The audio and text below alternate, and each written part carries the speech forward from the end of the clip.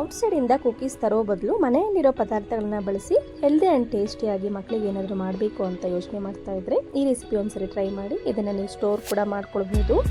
ಮೊದಲಿಗೆ ರಾಗಿ ಹಿಟ್ಟನ್ನ ಹಸಿ ವಾಸನೆ ಹೋಗೋವರೆಗೂ ಹುರ್ಕೊಂಡು ಕೂಲ್ ಮಾಡ್ಕೊಳ್ಬೇಕು.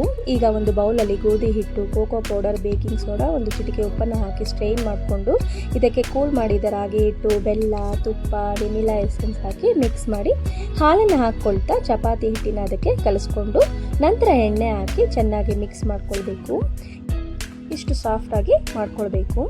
ಈಗ ಸ್ಟವ್ ಮೇಲೆ ಹೆಂಚನ್ನಿಟ್ಟು ವಿಡಿಯೋದಲ್ಲಿ ತೋರಿಸೋ ರೀತಿ ಹೆಂಚನ್ನು ಪ್ರೀ ಹೀಟ್ ಮಾಡಿಕೊಂಡು ನಾನಿಲ್ಲಿ ಚಿಕ್ಕದಾಗಿ ಕುಕೀಸ್ನ ಮಾಡ್ಕೊಳ್ತಾ ಇದ್ದೀನಿ.